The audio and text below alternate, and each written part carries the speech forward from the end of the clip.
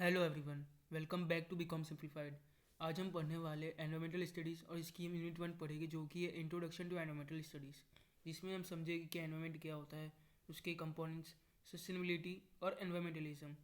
सो चलिए शुरू करते हैं और हम कोशिश करेंगे कि यूनिट इसी लेक्चर में कंप्लीट हो जाए। इसका एक बार ओवरव्यू ले लेते हैं। इसमें हम पढ़ेंगे क्या क्या। सबसे फर्स्ट है multi disciplinary nature of environmental studies. Second है कंपोनेंट्स ऑफ एनवायरमेंट जो कि atmosphere, hydrosphere, lithosphere and biosphere है। The third is scope and importance, concept of sustainability and sustainable development, and last a brief history of environmentalism. सबसे पहले मतलब समझ लेते हैं कि meaning of environmental studies. Environmental studies या ईवीएस का मतलब होता है कि एनवायरमेंट का स्टडी और ह्यूमंस का नेचर के साथ relationship.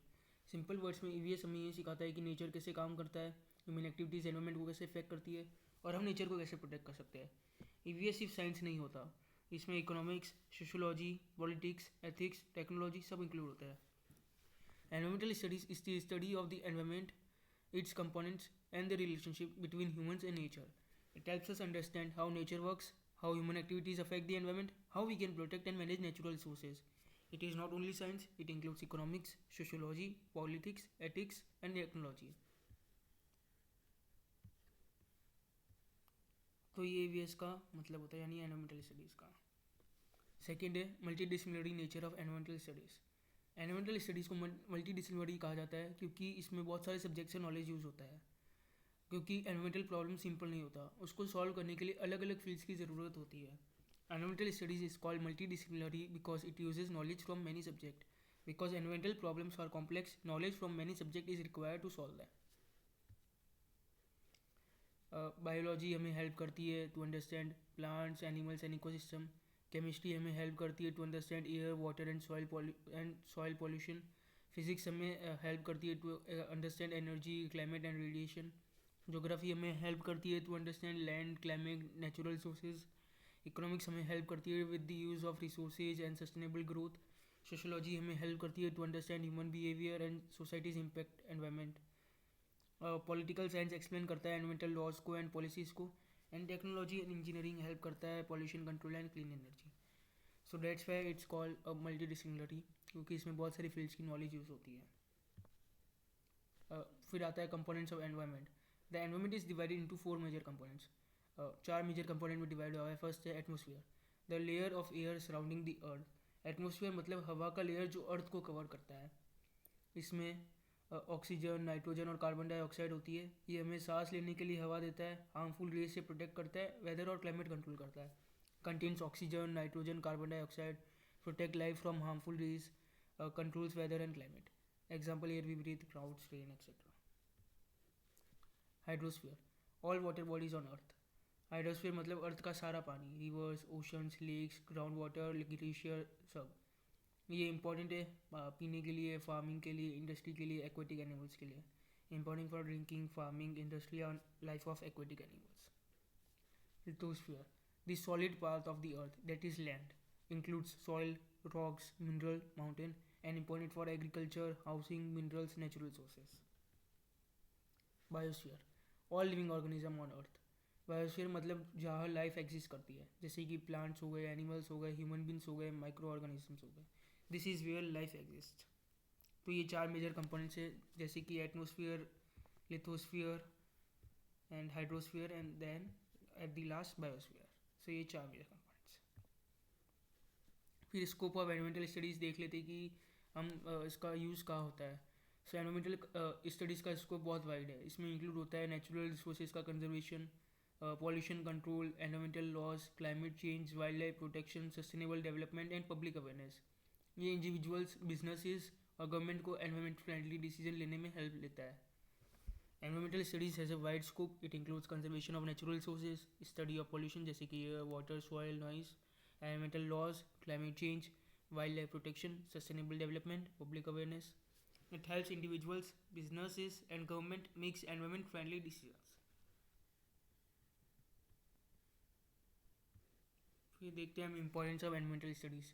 Environmental studies is important because it creates awareness about environmental problems. ये अवेयरनेस क्रिएट करता है एनवायरमेंटल प्रॉब्लम्स के बारे में। Helps in saving natural resources, natural resources को सेव करने में हेल्प करता है। प्रमोट्स क्लीन एनवायरमेंट को प्रमोट करता है।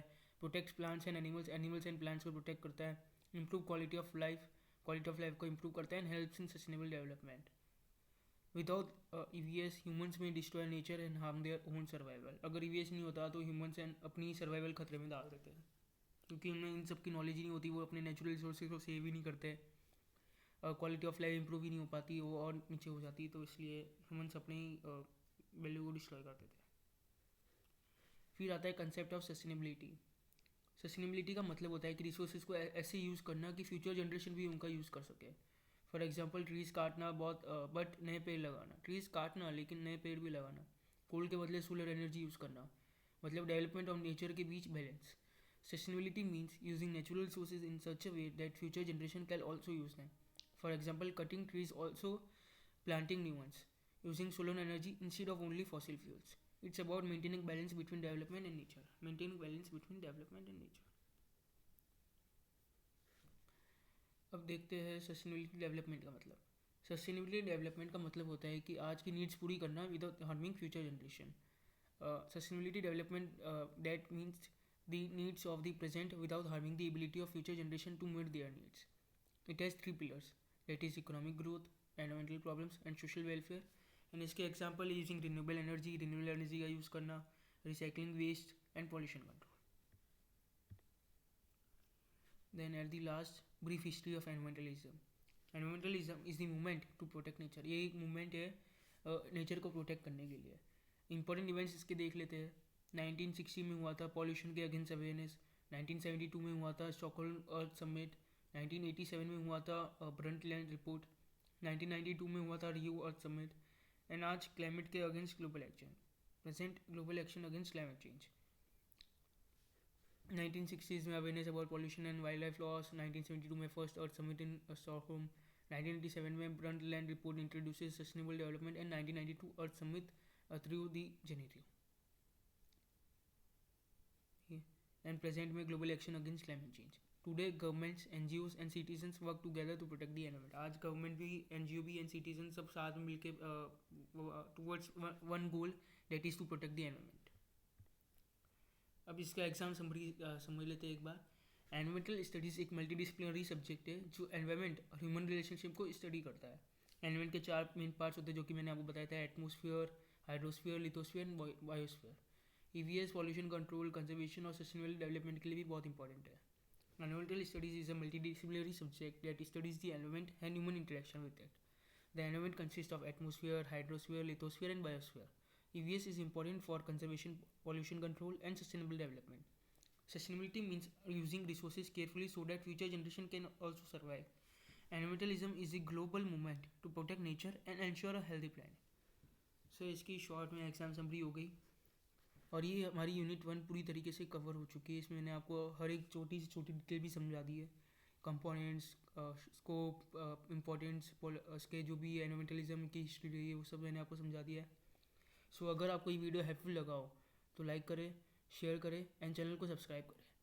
Thank you for watching BCom Simplified. Thanks.